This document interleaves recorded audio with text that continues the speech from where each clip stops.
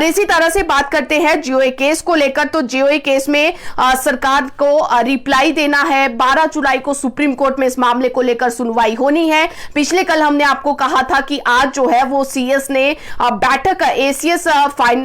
Finance के अध्यक्षता में रखी थी और इस पूरी बैठक में फाइनेंस के और ज्वाइंट सेक्रेटरी यहां पर कार्मिक विभाग के उन्हें भी तलब किया गया था और जीओए आईटी मामले को लेकर सरकार ने अपडेट यहां पर मांगी थी और उस पूरे मामले को लेकर, क्योंकि 20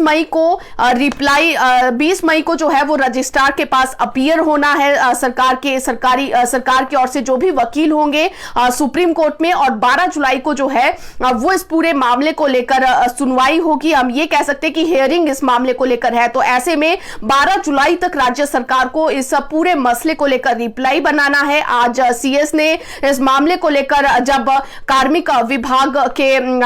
विभाग के सचिव से पूछा और ज्वाइंट सेक्रेटरी से उनसे मामले को लेकर जानना चाहा कि आखिर अभी तक जो है वो क्या रिप्लाई बनाया जा रहा है, तो कुछ एक पहलू इसमें उन्होंने कहे हैं जिसमें कि आज सरकार ने ये निष्कर्ष निकाला है कि कमीशन जो है कमीशन से इस मामले को लेकर पूछा गया है कि 817 की 530 अगर पोस्टों को हम होल्ड कर देते हैं और फिर अगर हम रिजल्ट निकालते हैं तो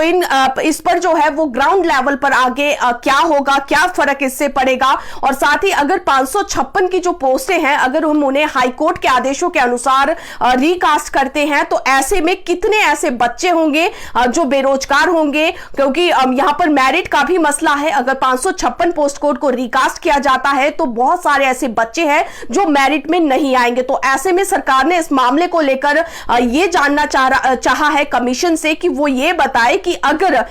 यहां पर ऐसे 556 पोस्ट कोड को अगर हम रिकास्ट करते हैं तो ऐसे में कितने ऐसे बच्चे होंगे जो कि नौकरियों में लग चुके हैं लेकिन बावजूद इसके जो है उन्हें नौकरी से बाहर होना पड़ सकता है। और इसको लेकर जो है वो ये कहा गया है कि किस तरह से हम इन बच्चों की नौकरियों को भी बचा सकते हैं। तो कुल मिलाकर यहां पर 817 की 530 पोस्टें जो कि 556 की है उन्हें होल्ड में रखते हुए बाकी पोस्टों का रिजल्ट अगर हम निकाल दें तो इससे क्या आगे परिणाम निकलेंगे और 556 की पोस्टों को अगर हम रिकास्ट कर देते हैं उससे कितने बच्चे जो है वो यहां पर उससे प्रभावित होंगे, उनकी नौकरियां जाएगी, ये सारा डाटा जो है वो कमीशन से मांगा गया है। और उसके बाद जो है वो 12 जुलाई को हियरिंग सुप्रीम कोर्ट में होगी और जिसके मुताबिक अगर कमीशन यानी कि हमीरपुर चयन आयोग जो भी सरकार को इस मामले को लेकर सुझाव देगा, राय देगा और जो भी रिप्लाई रहेगा उस पर डिपेंड ये रहेगा कि आखिर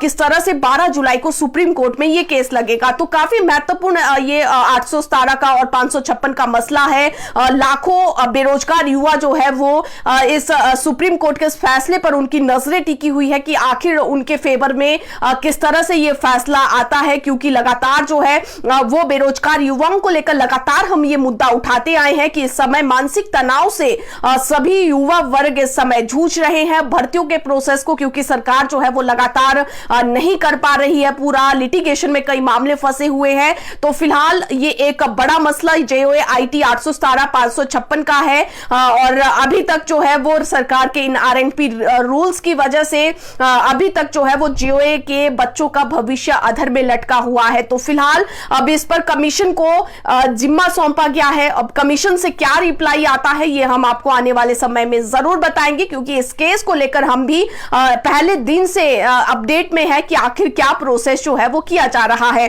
और